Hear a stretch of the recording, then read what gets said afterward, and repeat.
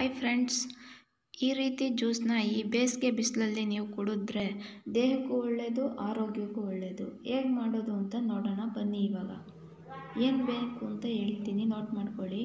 ಪುದೀನ, ನಿಂಬೆಹಣ್ಣು, ಶುಂಠಿ, ಐಸ್ ಕ್ಯೂಬ್ಸ್ 1 ಕಪ್ಪು,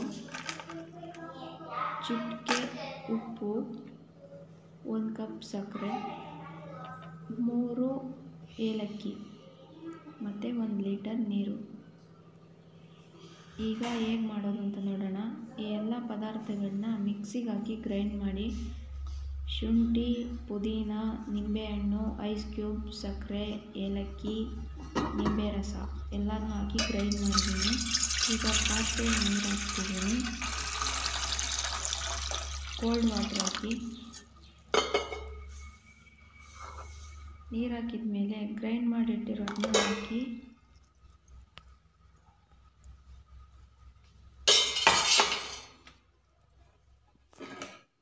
ಫ್ರೆಂಡ್ಸ್ ಎಲ್ಲ ಮಿಕ್ಸ್ ಮಾಡಿ ಚೆನ್ನಾಗಿ. ಇದನ್ನು ಶುಗರ್ ಏನಾದರೂ ಕಮ್ಮಿ ಇದ್ದರೆ ಇನ್ನೊಂದು ಸ್ವಲ್ಪ ಶುಗರ್ ಹಾಕಿ ಚೆನ್ನಾಗಿ ಮಿಕ್ಸ್ ಮಾಡಿ.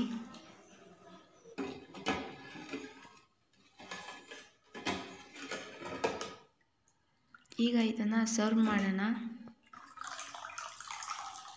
ಈ ರೀತಿ ಜ್ಯೂಸ್ನ ಈ ಥರ ಬಿಸಿಲಲ್ಲಿ ಕುಡಿತಾ ಇದ್ದರೆ ನಮ್ಮ ಬಾಡಿ ಚಿಲ್ಲಾಗಿರುತ್ತೆ ಮತ್ತು ದಿನವೂ ಚೆನ್ನಾಗಿರುತ್ತೆ.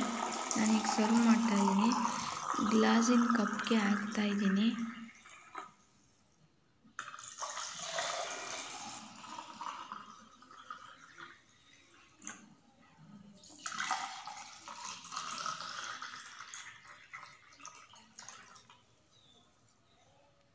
ಫ್ರೆಂಡ್ಸ್, ಈ ಜ್ಯೂಸ್ ಮಾಡೋದು ತುಂಬ ಈಸಿ ಮತ್ತು ಟೇಸ್ಟಿಯಾಗಿರುತ್ತೆ. ಮಾಮೂಲಿ ನಿಂಬೆಹಣ್ಣಿನ ಜ್ಯೂಸ್ಗಿಂತ ಡಿಫ್ರೆಂಟಾಗಿರುತ್ತೆ.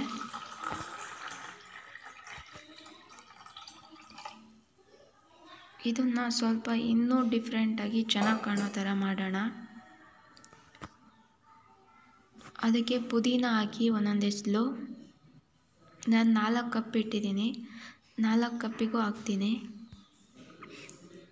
ಮತ್ತು ಕಟ್ ಮಾಡಿ ಪೀಸ್ ಮಾಡಿಟ್ಟಿರೋದು ನಿಂಬೆಹಣ್ಣು ಪೀಸ್ ಹಾಕಿ. ನೋಡೋದಕ್ಕೆ ಚೆನ್ನಾಗಿ ಕಾಣುತ್ತದು. ನೋಡಿ ಫ್ರೆಂಡ್ಸ್, ಯಾವ ರೀತಿ ಕಾಣ್ತಿದೆ ಅಂತ. ನೋಡೋದಕ್ಕೆ ಸಖತ್ತಾಗಿ ಕಾಣ್ತಿದೆ ಅಲ್ವಾ. ಮತ್ತು ಐಸ್ ಕ್ಯೂಬ್ ಹಾಕಿ. ಮತ್ತೆ ಏನಕ್ಕಪ್ಪ ಐಸ್ ಕ್ಯೂಬ್ ಹಾಕ್ತಿದ್ದಾಳೆ ಅಂತ ಅಂದ್ಕೊಳ್ತೀರಾ, ಇದು ಇನ್ನೂ ಕೂಲಾಗಿರಲಿ ಅಂತ ಹೇಳ್ಬಿಟ್ಟು. ಈ ರೀತಿ ಕೂಲಾಗಿರೋದನ್ನ ಕುಡಿದ್ರೆ ಬಾಯಿ ಆರಿಕೆ ಕಮ್ಮಿ ಆಗುತ್ತೆ, ಅಂದರೆ ದಾವು ಕಮ್ಮಿ ಅಂತ ಅನಿಸುತ್ತೆ. ಮತ್ತು ತುಂಬ ಗ್ಲಾಸ್ನ ತುಂಬೋ ಥರ ಇನ್ನೊಂದು ಸ್ವಲ್ಪ ಜ್ಯೂಸನ್ನ ಹಾಕಿ ಇದನ್ನು ಕುಡೀರಿ ಒಂದೊಂದೇ ಸಿಪ್ನ. ನೋಡಿ ಫ್ರೆಂಡ್ಸ್, ಯಾವ ರೀತಿ ಕಾಣ್ತಿದೆ ಅಂತ. ಚೆನ್ನಾಗಿದೆ ಅಲ್ವಾ. ನಾನು ಕೂಡ ಟೇಸ್ಟ್ ಮಾಡಿದೆ, ಸೂಪರಾಗಿತ್ತು. ನೀವು ಕೂಡ ಒಂದು ಸಲ ಟ್ರೈ ಮಾಡಿ. ಮತ್ತು ಯಾರೆಲ್ಲ ನನ್ನ ಚಾನಲ್ ನೋಡ್ತಿದ್ದೀರಾ ಪ್ಲೀಸ್ ಲೈಕ್ ಮಾಡಿ ಮತ್ತು ಸಬ್ಸ್ಕ್ರೈಬ್ ಮಾಡಿ. ಬೆಲ್ ಬಟನ್ ಮೇಲೆ ಕ್ಲಿಕ್ ಮಾಡಿ ಮತ್ತು ಕಮೆಂಟ್ ಮಾಡಿ. Thank you for watching friends. Bye.